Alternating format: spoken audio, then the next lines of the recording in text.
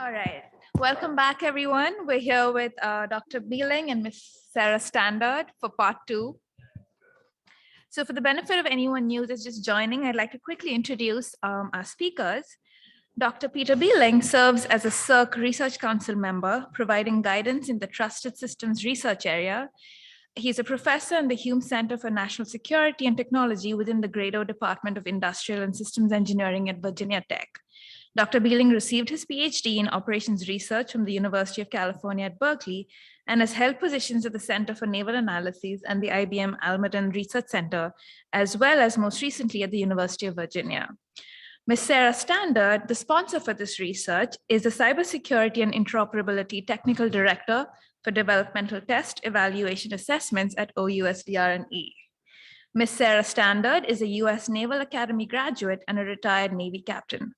Commissioned as a supply officer, she served 5 years of active duty before transitioning to the reserves, and after earning her MA in Applied Mathematics from the University of Maryland in College Park with applications in numerical analysis, operations research, and databases, she transitioned to the information professional community in 2004.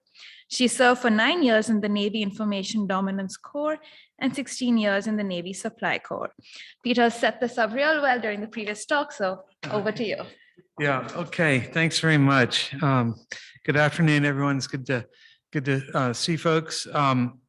Yeah, we did have a previous talk on WRT-1072, but I think I'll end up covering most of what we talked about there, but in a different level of detail in this talk. And we're going to walk through some of the technical approaches that we've developed for the question of how one could develop testable requirements for operational cyber resilience. And that's going to lead us into some topics like model-based systems engineering, as well as a case study that we've worked. And what we're going to then conclude with is some discussion of what we're up to in 1072 going forward, because this project has just started. It's only launched in the last month and a half or so. We're sort of getting all of the information.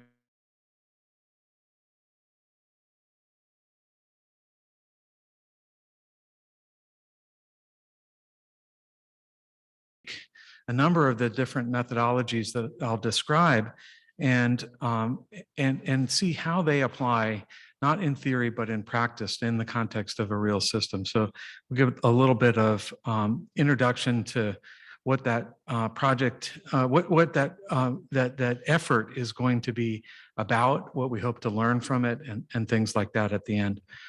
So grateful acknowledgement to not only our sponsor for the project, Sarah Standard, but also to the research team who's been working on this topic in prior CERC projects and is the team now. So in particular, Tim Sherburne, Scott Lucero from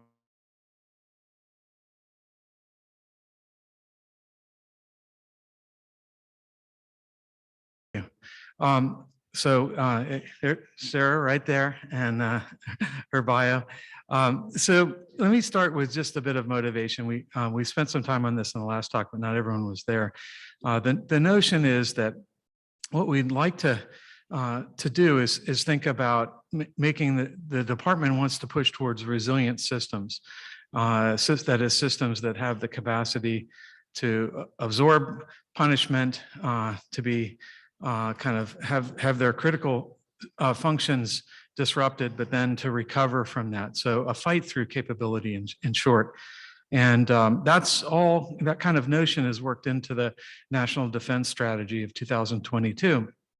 And the issue is that it's not clear how to engineer systems that have those kinds of characteristics within the context of the acquisition system that DoD has. So the measures that we have for how to understand and measure resilience as a quantity in a system, the design tools that we have for producing resilient systems, they're all immature. what we need to do is engage in research that is focused on the decomposition and the development of measures of effectiveness for system resilience.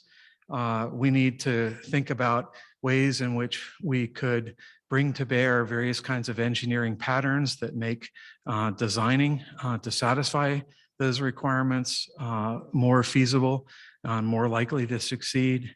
We need to fold notions of resilience into other related kinds of tools and activities that deal with other aspects or approaches to cyber. So we're kind of advocating a focus in this project on resilience and ultimately getting to those measurable kinds of requirements.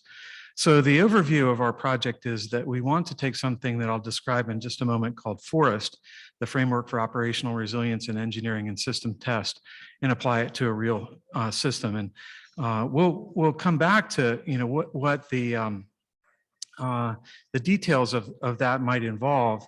But in short, what we'd like to do is take an existing system, and it happens to be a system that exists in the digital world, and then move to the point where we can develop requirements. They might not be a part of the program going forward. That's yet to be determined, but we have a CERC project, which is finite in length, and all acquisition programs are almost infinite in length. So we're catching it at a moment in time is one way to look at it.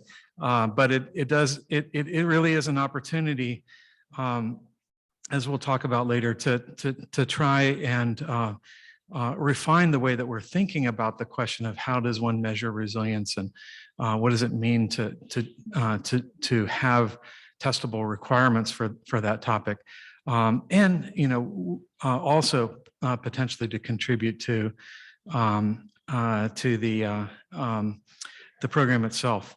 So I wanted to call up Tom McDermott, who's one of our collaborators, to present the next two slides, because Tom's been working on this topic with us all along. And these are his two favorite slides in the world, as far as I know. So Tom, if you would. Yeah. I think I've been working on these two slides my whole life. And the camera is going to follow me back around when I leave. So, the value of this is, and particularly in the cyber resilience space, is this whole traditional system engineering model where 80% of the decisions that drive the design are made in the first few months of the program up at the conceptual level, and 80% of the implementation that happens in the system is later on. And so we did a workshop some years ago in the CERC where we kind of looked at the difference between system assurance in cyber and system design in cyber, and trying to understand how they come together in the middle. Because most of the cybersecurity methodologies and the assurance methodologies really start being looked at after you have the design in hand, after you've already partitioned stuff out into parts that can be evaluated. We needed tools that we could employ much earlier, and the early focus is on loss and risk associated with loss. And so that led us to pick a methodology from the safety community, STAMP, and STPA-SEC, System Theoretic Process Assessment, which Nancy Levison has pioneered at MIT, because it's really focused on early stage loss analysis and how that feeds down into the design process as you work through it. So it allows you to reason about them.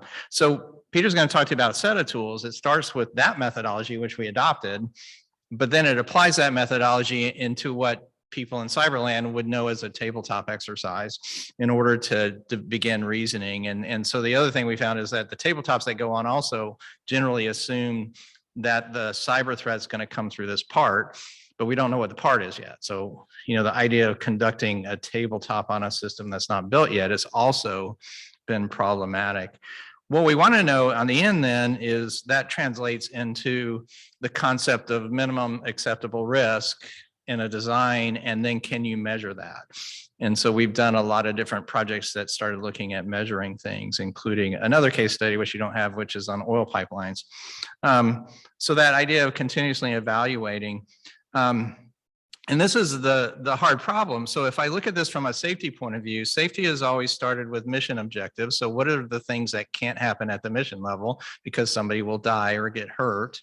And at the bottom level, which is what is the failure that will cause somebody to die or get hurt. And so we kind of understand this model at the bottom level because at the level of system assets, we can understand that this part failure may ripple through to somebody getting hurt, and we can't accept that. In the cyber point, in the cyber domain, this became really hard because the threat entry points are at that asset level, but they don't ripple through the system in the same way. A cyber threat can come in and actually change the system to do something totally reasonable that will hurt something in ways that you don't understand. And they're doing that through information assets, which is not what safety has always looked at, although they do look at that quite a bit. So this idea of how do we do mission level cyber risk analysis, flow that down into the operational tasks that the systems and its users have to perform in order to derive the systems functions is just plain old system engineering. This idea of looking at the cyber threat entering the system, changing information and function in the system and rippling it up to how the system operates is new, some different thing for us to reason about. So I talk about this, he likes to get me to talk about this, but this is the idea from the methodology. So what we want to do coming out of this is not just cyber risk assessment models and cyber attack models. We want to understand what are the system functional models that are both affected by this and that we have to generate to stop it. And what are the cyber attack functional models that cause these non-resiliences to happen? And so what you're going to see when the meta models talked about is that we're explicitly modeling the system functions and the cyber attack functions in MBSE. And that becomes a really important aspect of this. Did I do you justice? Yeah, that's great. Thanks so much, Tom. See if the camera falls in. Yeah. Okay. Yeah, thank you, Tom. Appreciate it. Yeah, so so what we're really talking about is is a lot of focus on system functions, as Tom said, and we're also going to do things in the context of, since we're talking about resilience, the idea that there needs to be in the general case some aspect of the system that's designed to provide the resilient behavior that we're looking for. So we didn't present a formal definition of resilience, but you can think of that again as the fight through capability, and it's a behavior of the system, right? That under adversity, having lost a critical system function, the system's going to respond in some kind of way. And if we want to, we can try and focus a lot of our effort on trying to engineer into the system what mechanisms that provide the kind of response that we're seeking. Maybe not for every system function, but maybe, as Tom kind of alluded to, for ones that are particularly important when we think about the mission.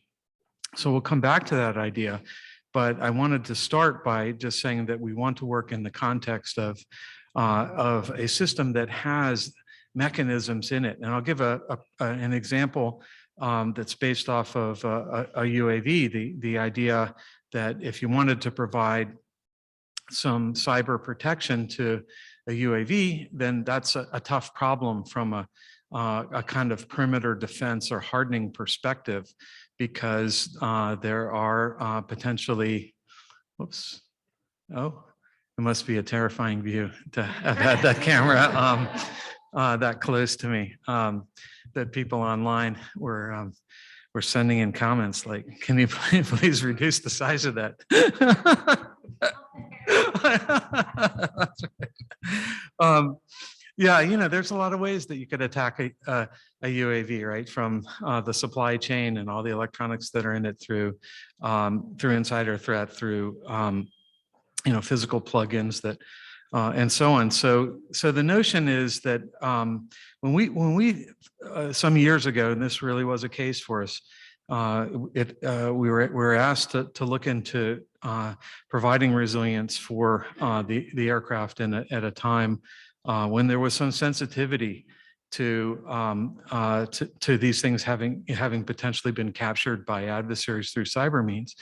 And then when we set about trying to ask the question, what is it that you're most worried about? This is something called a loss-driven perspective.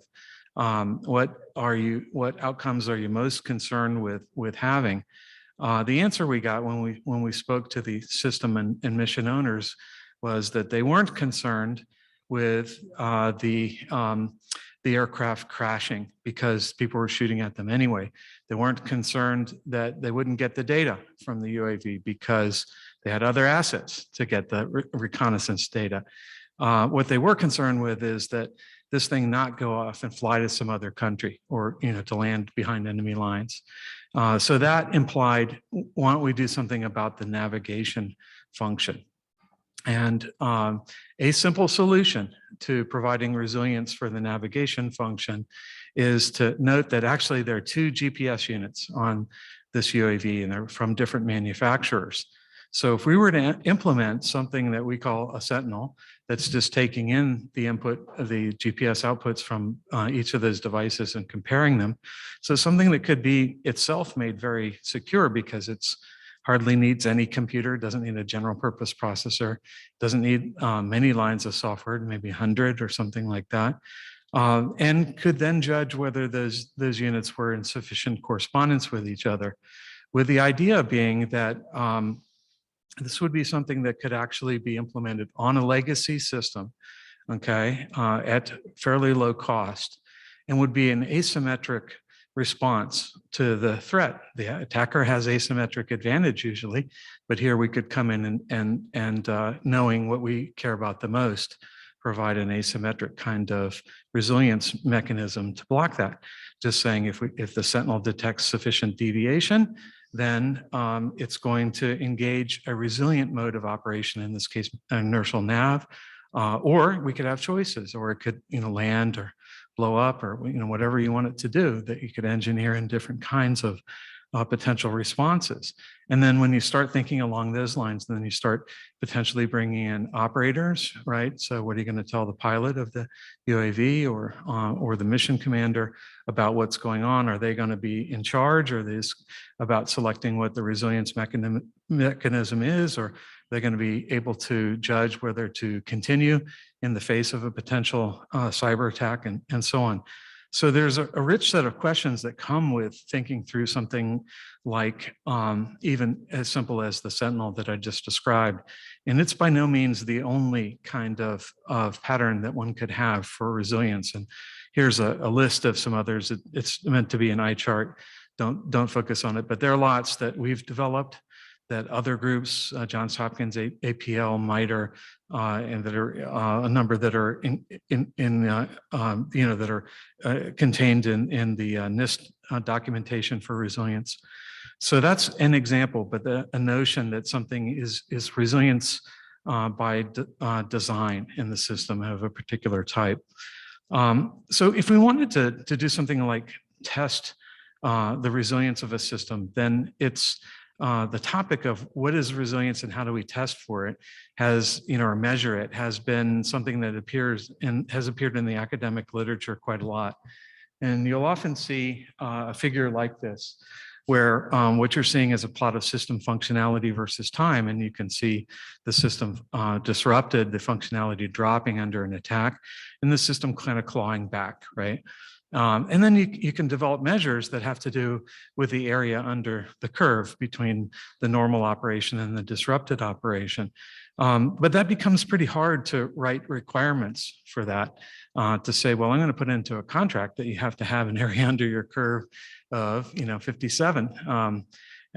So what we'd like to do is see if we can drive down to requirements that are a little bit more tied to the notion of the specific engineering mechanisms, leaving open the question of whether we need to come back to this kind of idea in the end.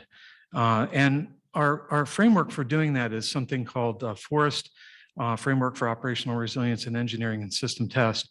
And the idea is it's just a decomposition of how systems operate and respond under adversity. So it's a breakdown and a framework that puts you in a mindset to ask certain kinds of questions with regard to technology, processes, data, people, and decisions as your system is experiencing adversity and as things are unfolding. And of course, if we have a forest, we have trees, right? These are testable requirements, efficacy elements. We had to work hard for that acronym, as you can tell. But the notion is, again, this is a kind of general pattern for the kinds of things that would want to that would be relevant as a mechanism like the Sentinel unfolds itself in the context of something like the UAV. You know, there's a sensing activity, and then you can ask questions about or begin to write requirements about or have notions about how fast that sensing has to be, or what it should have to detect for isolating the attack, for deciding, you know, what is the extent of the damage and how many systems are affected and which ones can we, most importantly, maybe which ones can we trust? And then what resilience responses are available is a natural category. How many of them do you have? What are they? What can you say about them in terms of how the system might operate if those are engaged? Have you tested, you know, those? Do you have you can make requirements for testing how they perform. You could also make requirements for conveying information about how they're performing or potentially performing to the human operators. And that ends up affecting, along with other things like training and advance, just and kind of telling someone in advance, hey, there's a sentinel on this thing that might talk to you. It's a rare event, but it might be there. So user confidence.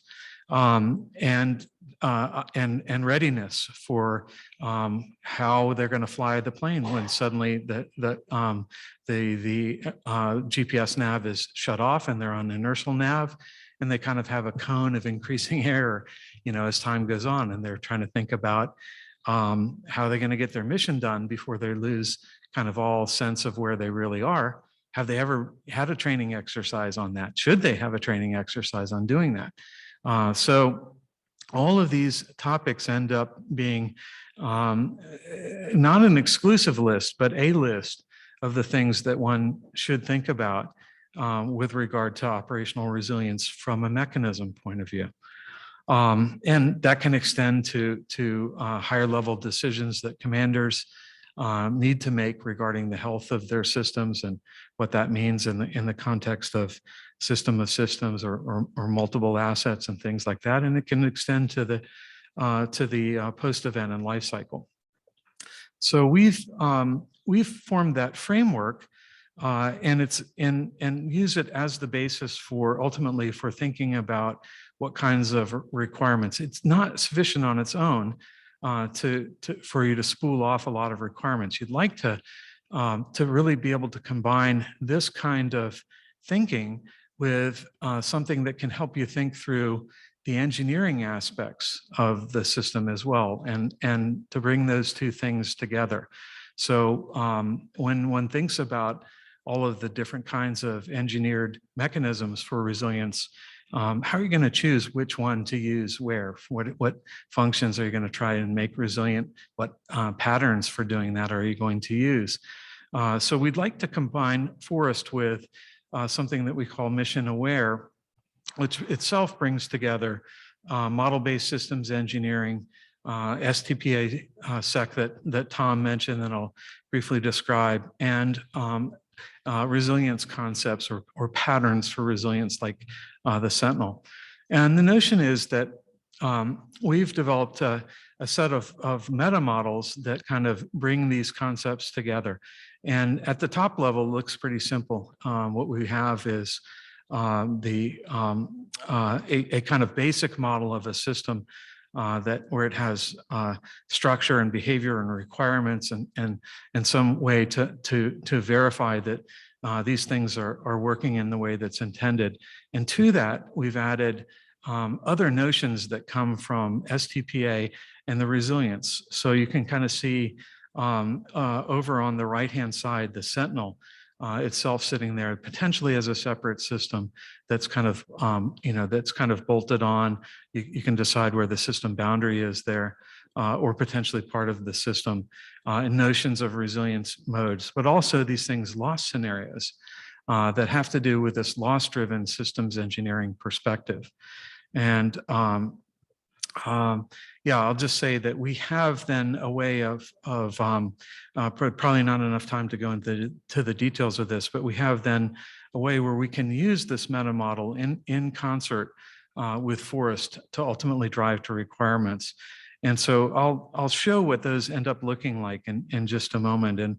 But let me first kind of delve down one level on the meta model to go from the that kind of high level of abstraction down to what we consider to be kind of one of the more detailed versions of our meta model that folds together a meta model for systems that's taken from Genesis and the Vitek Corporation. This is all done in Genesis, but we have corresponding kinds of things that are not quite as fun to look at in SysML if you'd like to see those. And the notion is that the meta model that Vitek developed is for systems generally, and what we've done is extend that kind of the basic information model that's implied there to include all the concepts that we've kind of touched on, from the concept of I think I have STPA slides. Maybe I guess I don't have an STPA slide, so I'll just maybe back up a second, and I'll just say that what STPA provides is a view of safety. It was developed originally it's called Systems Theoretic Process Assessment, developed originally in the aviation community to deal with questions of safety. And the notion is that if you wanted to think about something terrible like an aviation accident, you could, if you want, view it as a confluence of unfortunate random events. But a more productive way to view that is to think about a hierarchical kind of control model where you can say, well, before that crash happened, my aircraft was in a certain state. And what ended up happening is somebody took a hazardous action or an unsafe action in that state. There was maybe a contribution from nature and a transition into a loss. And that allows you to build out a model of how the events that you want to avoid can unfold in your system at kind of a high level of abstraction and from a control perspective. That's extremely valuable if you're thinking about something like adding sentinels to a system, right? Because it begins to give you some idea of where you could look, where you might want to put a monitor to be watching critical system function, because you could start to say, I want to look for what those states are, what those unsafe transitions are. And when I see them, then I'm going to try and intervene. So those kinds of notions are captured in our meta model. And of course, like any meta model or any kind of MBSE artifact, it ends up looking just like a PowerPoint slide, and all we can do is say that it's really not. But actually, we can do a little bit more than that because we can give you the actual model. We can give you the model, and we can give you examples for a case study that I'll mention in just a bit, and it's online. So we would be happy to do that. But what you see in the meta model here is a set of TAN elements that correspond to both the notion, in this case, the resilience mechanisms that we're really modeling have to do with sentinels and resilient modes of operation, but also the notion of hazardous actions, hazards, losses, all the kinds of stuff that come from STPA. SEC is developed by Nancy Levison and Colonel Bill Young. The other elements that are also represented in here have to do with more conventional notions of cyber controls and hygiene and things like that. So those can also be folded in. We have extended this model to also include other ideas associated with verification and test. And kind of rather than walking through the details here, I want to make a point about a test architecture that I'll come back to in just a moment. But I'll say then that the idea is that we take that meta model instantiated for our system and then use it in the context of something called the CSRM, which basically the basic steps here, I don't want to track through the details of the flow chart, but you can see it's kind of simple. And the basic idea is, let's ask the system and mission owners what they care about the most. That's the STPA process. You can think of it as a structured elicitation process for discovering what you don't want to have happen and modeling it. So you're going to need the system and mission owners. You're going to need the systems engineers.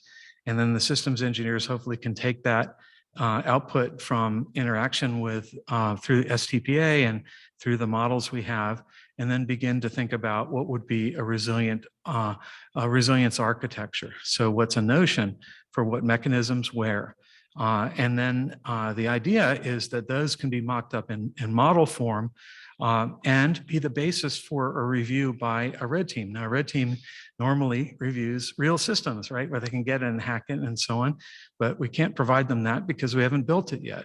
But what we can give them is the models and ask for comments on what they view. And through an iterative process, we can develop some confidence that, yeah, we've addressed the losses that we care about the most, or we could work it out as a trade space. So what I haven't talked about, we sometimes call the blue team, those are the system and mission owners. The gold team is the systems engineer, the red team is the red team, and the green team, they have the money, right? So there's a trade space that ultimately you can get to, and it has to drive things. So the end product of this kind of process is the development of requirements. And this is an eye chart, but again, I'll be happy to point people to examples if you'd like to look in detail. These are some requirements in general, but of course you would want to have them be specific to your system. And they may deal with things like the amount of time it takes you to send something and so on, or the degree to which you can isolate attacks and so on. So many different kinds of requirements, all of them have associated measures. So we can imagine them being testable, or they seem to be testable the way that we write them down. So one important caveat though is, while these are pretty neat and drill down maybe deeper than other people have from the cyber survivability attributes and other things, they're not an end all statement of things. So these requirements, they don't measure the resilience of the system. They have to do with how our mechanisms work, right? And so they're part potentially of an evaluation of what you think about resilience, but they don't tell you everything. And if you want to actually engage in resilience testing, you need, we would argue, something more than just the requirements. We would say that if for resilience, maybe more than for any other kind of testing, one wants to have the ability to manipulate the system from the inside rather than just the outside. So it's not just a question of heating it up or dropping it on its head or or shooting at it, but you actually would like to have a mechanism engineered into the system, at least engineered into whatever prototype systems you're wanting to test, it's at some level you're going to need the ability to go in and cut out critical system functions, or to arrange things in a way that doesn't make you dependent on having to also figure out how to arrange that from an external attack.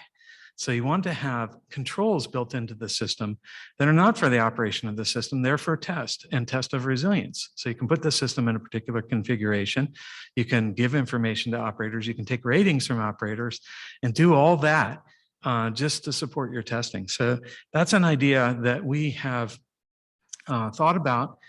We've built out some rudimentary versions in the context of a specific case study called Silverfish.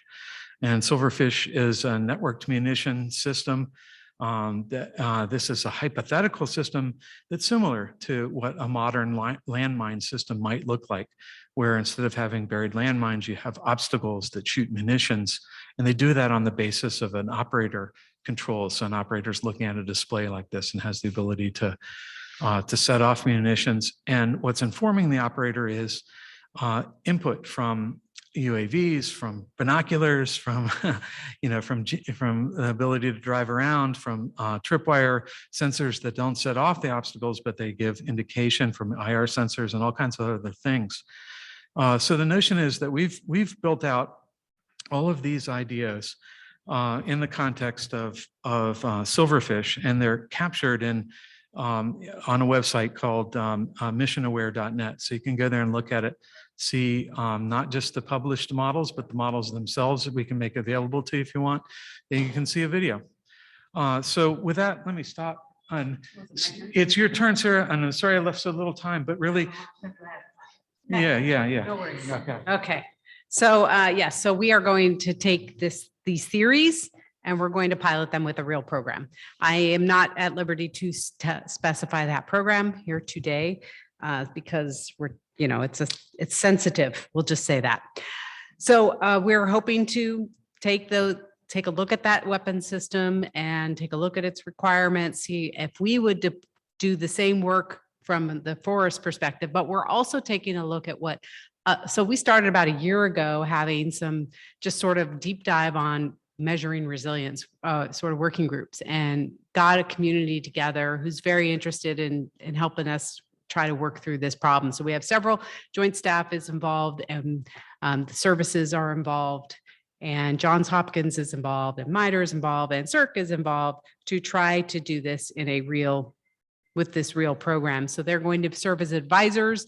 They were going to not just look at forests, we're going to look at these other methods that the other organizations have thought about and try to figure out what the right solution is. So we have some milestones planned. We're currently doing those technical exchanges with the program office, with MITRE, with our system security partners in R&E, joint staff, Johns Hopkins, like I said.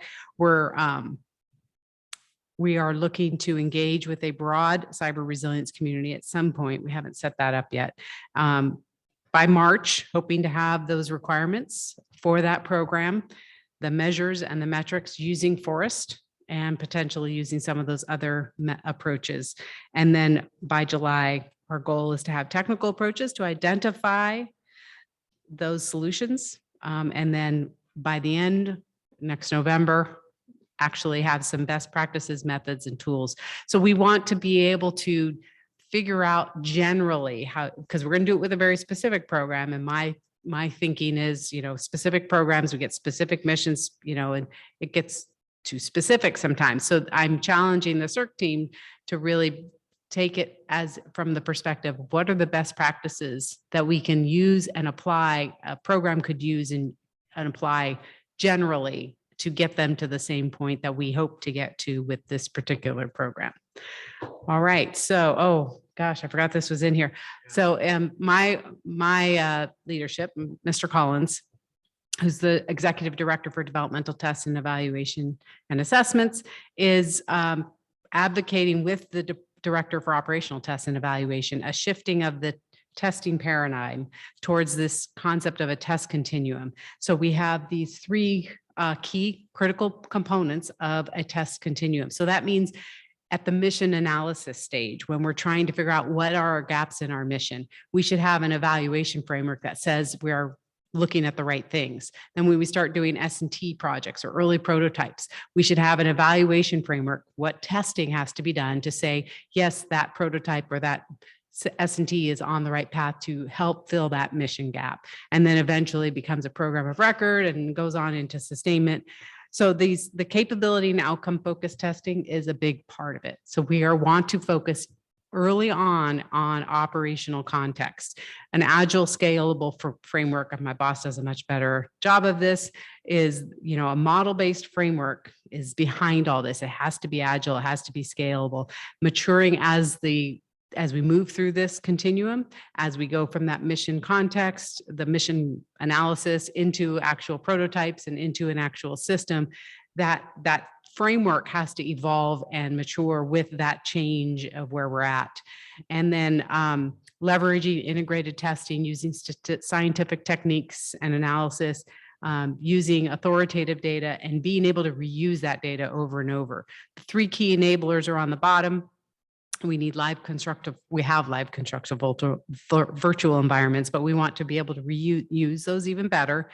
use the model-based environment, and then have a digital workforce. Our workforce needs to transform to be in this space, to be able to do this stuff. So this is a big idea that my boss is working on. I think he's briefing the Deputy Undersecretary of Defense soon, which is a big deal. So we'll see where that goes. And I know I'm out of time. So any questions? Yes, I know, is stunning.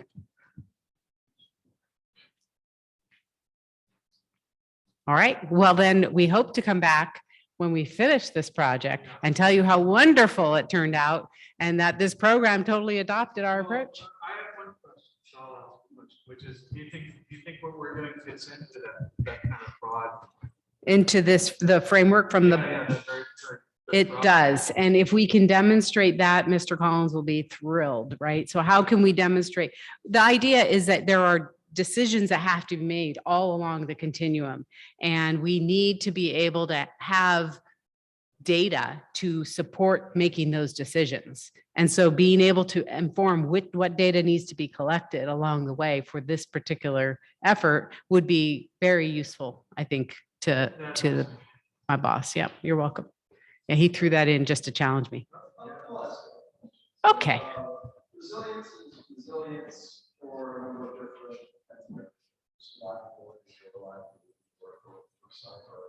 so yeah. You see that there's any kinds of special distinctions or how testing automation and cyber